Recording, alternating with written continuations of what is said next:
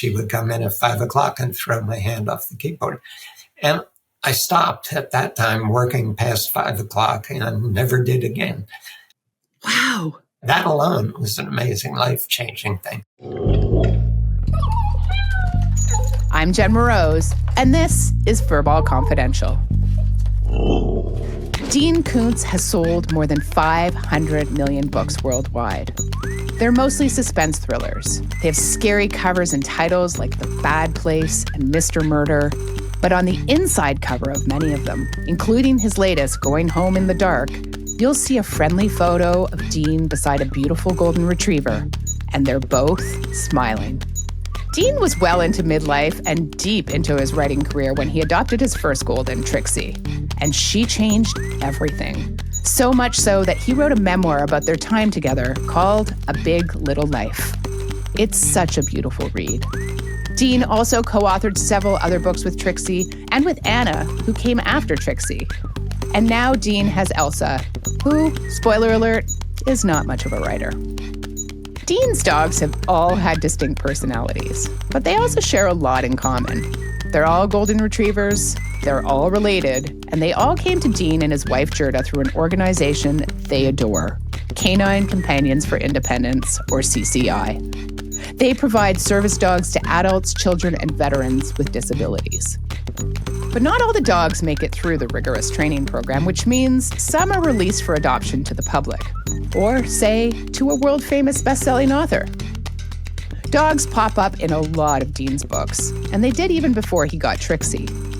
I remember reading Dean's 1987 book Watchers, which features a golden retriever, a very smart one, and I wondered whether he was writing what he knew at that point, or was he perhaps manifesting some future dog?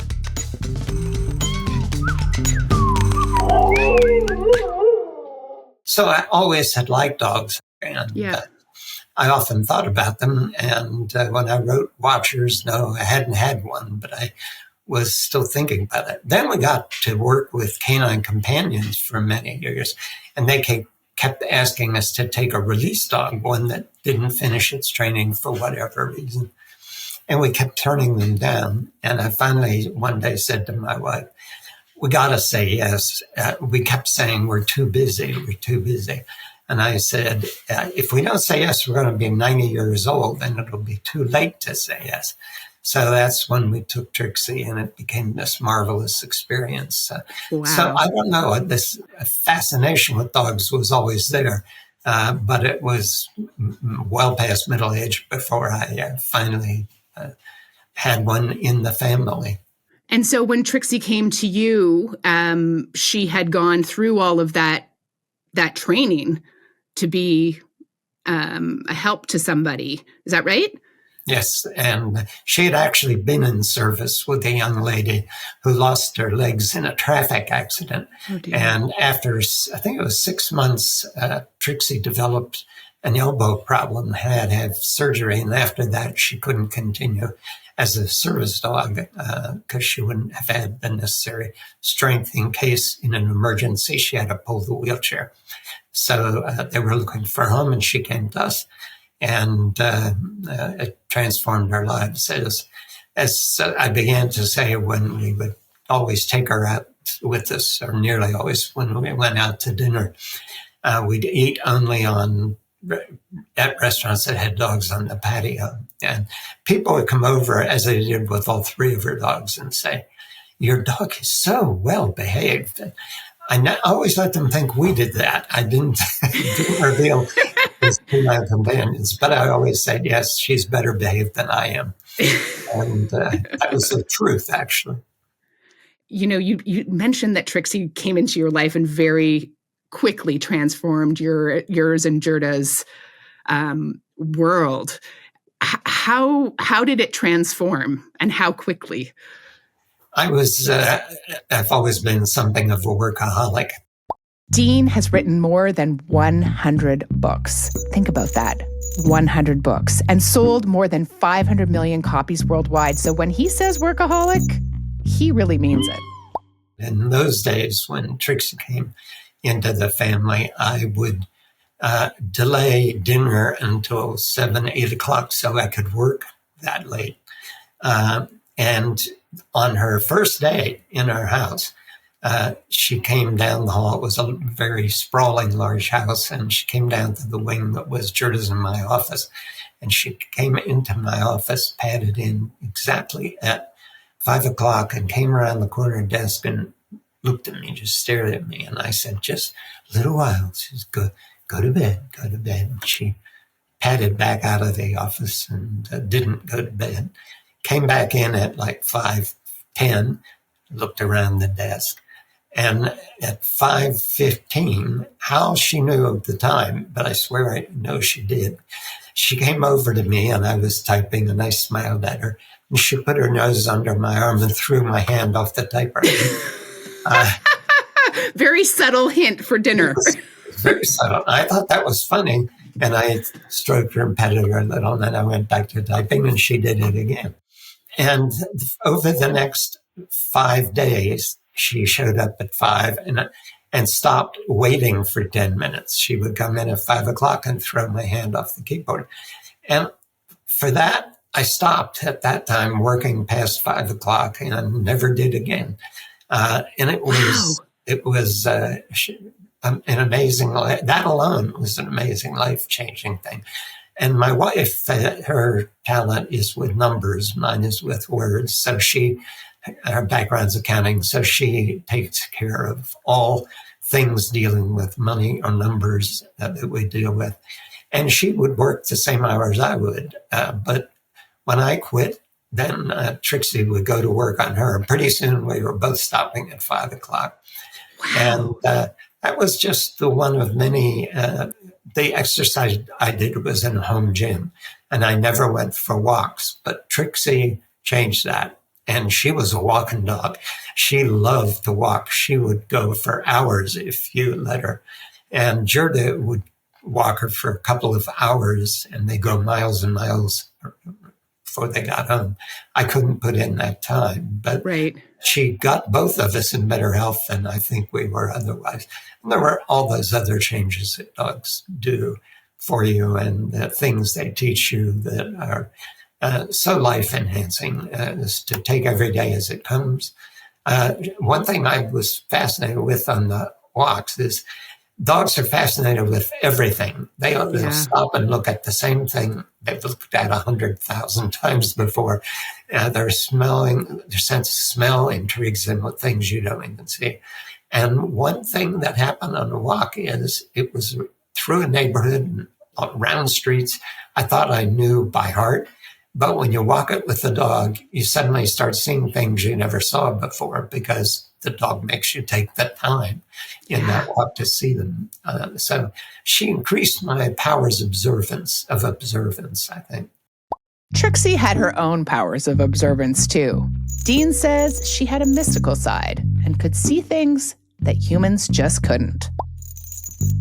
It strikes me that so many people, and this comes up a lot in the book, but so many people described Trixie as special, as well as stoic, but as special. And one story of an elderly man stopping you on the street and saying, essentially that she's, you can finish the story. Yes, it was a neighbor that we saw on walks. He was an elderly Indian man from India, and he had a walker, but he walked a long time every day with that walker.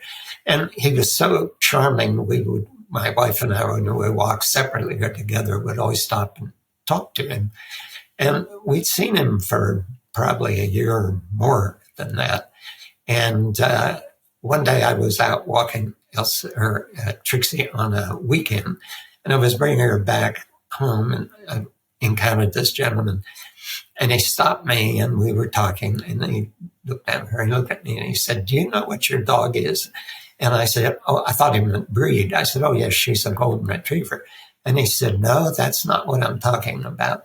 And then he proceeded to tell me that in his faith, which was Hinduism, that there is a belief that when somebody has returned to Earth often enough that they have finally lived, how did he say this, a faultless life, that the last time they're here, they will come back one more time to be a beautiful dog and then go on to nirvana.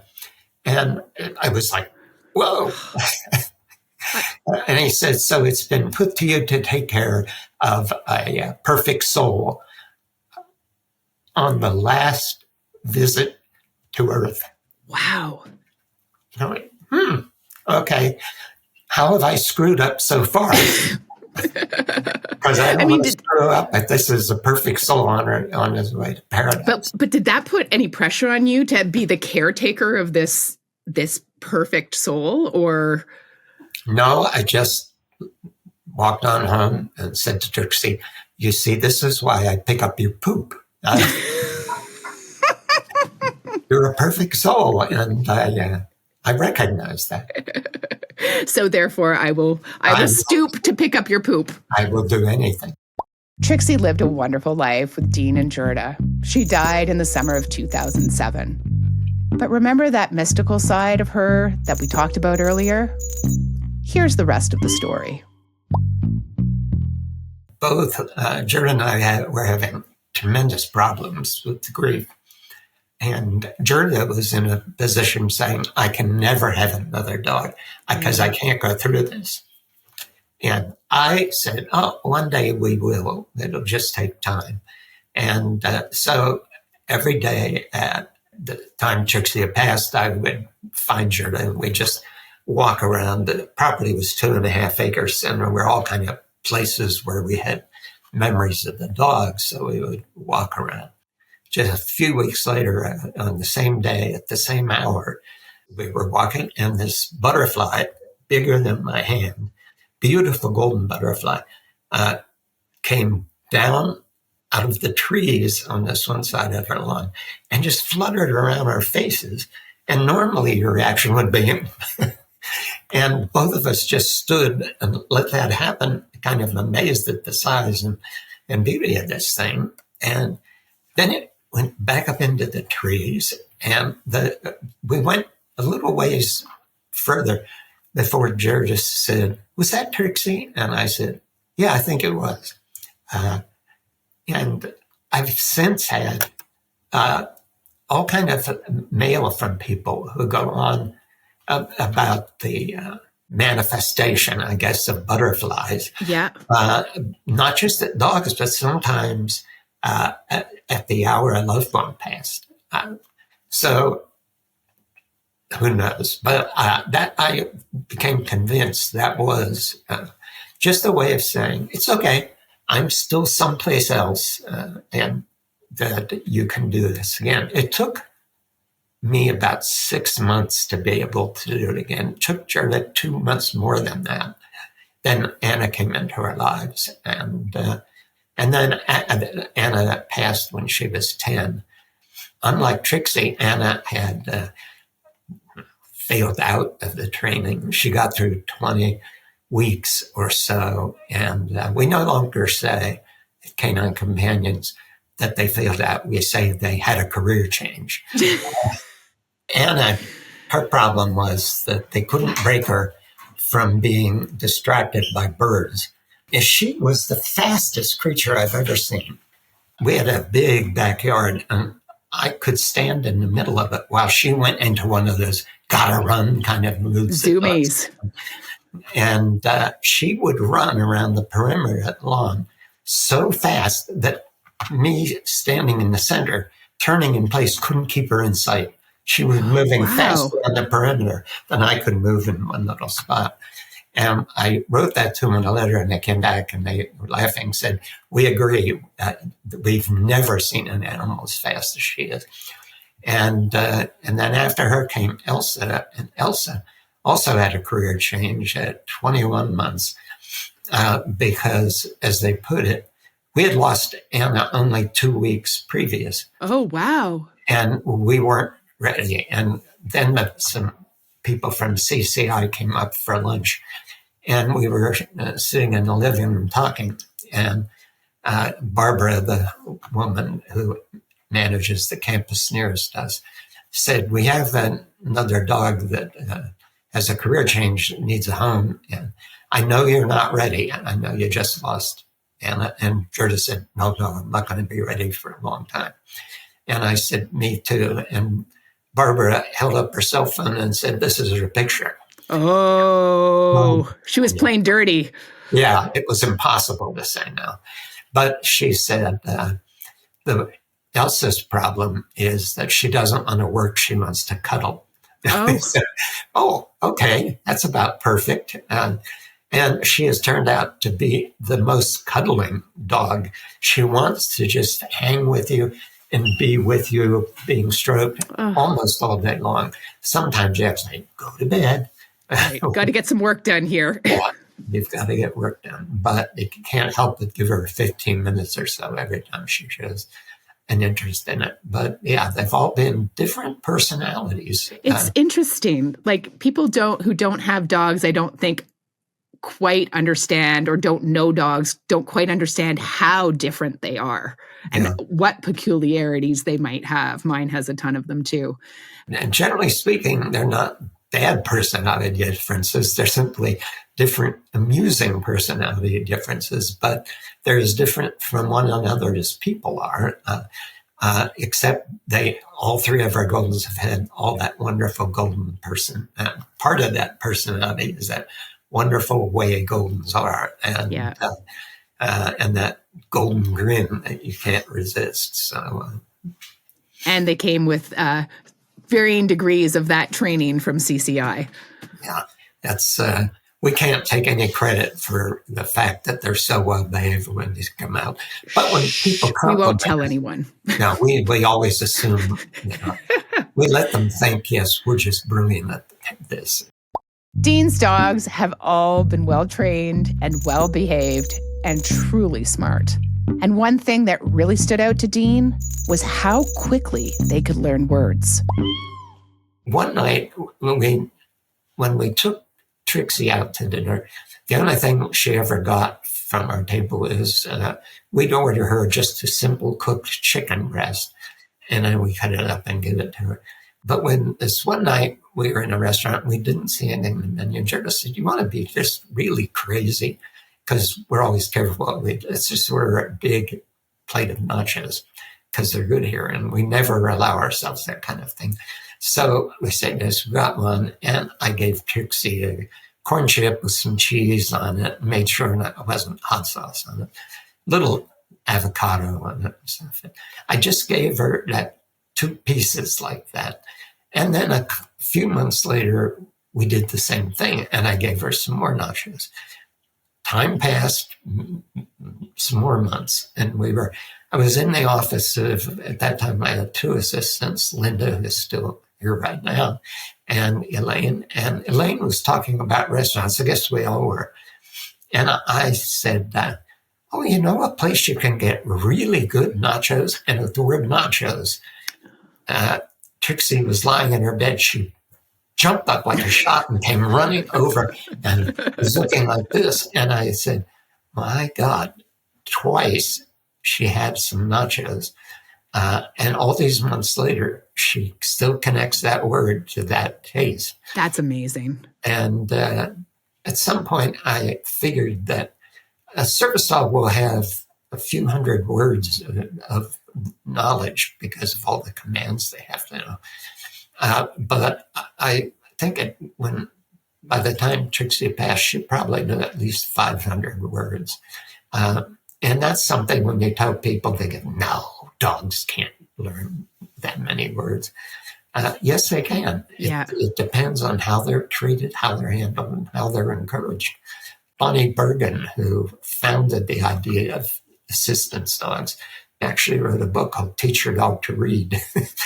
And what she did was take one of these dogs that has all these words in their command base, and she put them on flashcards. Sit, bark, everything.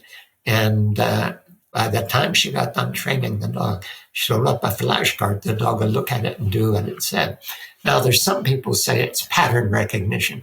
Well, that's what reading is. It's pattern recognition. You read it, the pattern of the word, and that's how you get it. So I don't see how you don't call that teaching your dog to read. So I feel like I need to get that book for Clutch.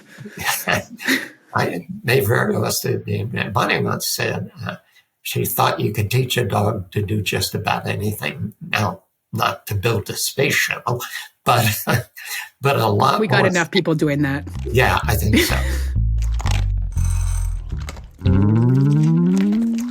You've gone through beautifully, like, how different each of these dogs has been in your life. What have they collectively taught you as a person, as a dog dad, and Gerda too? Because I know she has been equally touched and transformed by having Trixie and Anna and Elsa in your lives. I think one of the bigger things was patience. I've always been go, do, get it done, move forward. This has to be done, that has to be done. And I could get so frustrated with my writing at times because I'm somewhat of a obsessive compulsive about the English language. And it can be that I'll be so unsatisfied with how it's coming out that I will get blocked, not blocked because I've never been blocked, but I'll get slowed down simply because I get so frustrated that I'm not able to resolve this scene the way I want. And I'll put myself, or I used to put myself in such a mood that I wouldn't sleep well that night or sometimes at all. And it was all from that impatience that this has to get done. And one thing I learned from a dog is it'll be there tomorrow. Yeah. And the only thing that you're doing by being impatient about it is making it take longer because your impatience slows you down. That was something I definitely learned from the first dog. And that's something they all have. Their sense of time. They have a sense of time. They always, at least everyone we've had, has known when it's time for dinner. Yeah. And comes to you about 5 minutes before and stands staring at you, if not even before that. And nothing stops them staring at you until you've got the food. Until you deliver. Yeah. Something that I know some of your super fans will probably know about, but something that others might not know is, aside from A Big Little Life, which is more your memoir and your voice, you've also co-written books with Anna and Trixie, and I don't think Elsa yet, but you've co-written blog entries with Elsa. What made you decide to write from the point of view of a dog? Well, I wouldn't have thought we'd be able to even sell a book such as was proposed, but there was this editor at Random House. She edited omnibus books where they collect 3 of an author's books in one big volume. She ran that division. Her name is Kate. And I like Kate. We stayed in touch. And then one day she called me and said, I've left Random House. I've got some backing to start a little publishing house of my own. I want to do a book with you and Trixie. And I said, what kind of book? And she said, you tell me what kind of book. But something that features a lot of photographs of Trixie and so forth. So we came up with a book called Life is Good. And I say it left me in a state of jealous rage when Trixie's first book sold 75,000 hardcovers and my first book sold 5,000 hardcovers. Oh, dear. So for a while, you were a little sore. Yeah, I was thinking about a cat, but and it was so much fun. And we did a book, Trixie's after Trixie had passed. It was called Bliss to You, and it was a little gift book. It did very well. It was published by Hyperion, and that book is just a dog walking you through all the things you could learn to live a happier life if you just had the sense of the dog. And she comes up with it's an advice dog. And I've had people tell me how important that book was to them at a certain point. including a doctor who's been important in my life. It was a lot of fun doing those, but at a certain point, then we got Elsa and all these dog authors in our family, and Elsa made that clear right up front. No books. Okay. I'm not writing books. She was putting her paw down. Yeah, she doesn't mind reading them, but she wasn't going to write one. Just because Dad writes doesn't mean I have to write. She's doing macrame. Okay. I actually want to pick up on just one thing that you mentioned in the Ask Anna book, that a lot of people found it really helpful to see, I don't know, things through the eyes of a dog, and what seeing things through the eyes of a dog could maybe do for us as humans. Like in this moment that we're in the world, or any, tough moment, what lessons could we as like humans derive from dogs, do you think? As long as I've been in the world, it's always been a bad moment. Mm-hmm. There's always war. There's always this. There's always that. And dogs don't worry. Anything I worry about, if it's past the food time and you haven't put it in a bowl yet. And I've realized all my life I've worried to excess about things. And I think you come to a point when you learn a lesson from a dog is the things you can't control, which is most everything. There's no point in worrying about it. You do your best and you move on. And I still worry more than I should about the state of the world or this or that. But to worry to excess, where it becomes inhibiting in your life to your happiness, to your sense of the goodness of the world and life and people, it's time to stop worrying about it. It's time to take the dog attitude. I don't control this, and therefore I'm going to say, I hope the right thing happens. I know what the right thing is, but it's nothing I can deal with. And so I can do what little I can do to be kind to other people and maybe make the world a better place that way. But other than that, don't worry about it. What will happen, will happen. And I think that's the best lesson maybe anybody can get, because it settles you down. It does. And that's beautiful. And I think that's a beautiful point for us to end this conversation on. Thank you so much for taking the time today and sharing all these wonderful stories. Well, thanks for having me. The time went very quickly for me. Thanks so much to Dean Koontz for that conversation. You can find his books pretty much everywhere. His latest is called Going Home in the Dark. And if you want to cry your head off, check out his memoir about Trixie, A Big Little Life. We asked Dean for a favorite pet-related cause, and at this point, I don't think you're going to be surprised to know that he said Canine Companions for Independence. Dean gives all of the money from his dog-related books to them. He's been such a generous supporter of that organization over the years that CCI named one of their campuses after his family. It was called the Dean and Gerda Koontz campus, and we didn't ask for it to be named. They did it without telling us as a surprise, and we didn't want to have to rip down the monument sign in front.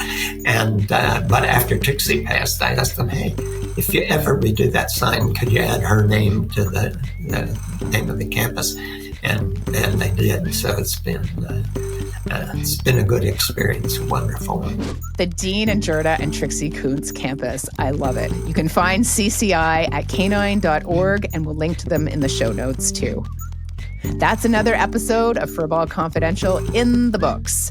And if this show is barking up the right tree for you, make sure you follow us so you don't miss an episode, and help us spread the word so we can make some more. Furball Confidential is created and hosted by me, Jen Moroz. Our producer is Talia Schlanger. She and David Travers Smith co-created our theme music with Brian Kobayakawa on bass. Video and sound design and editing are all done by Reza Daya. Danny Stover does our social media.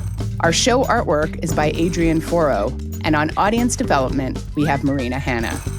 And thanks, as always, to the original inspiration for this podcast, Clutch. I'm Jen Moroz. See you next time on Furball Confidential.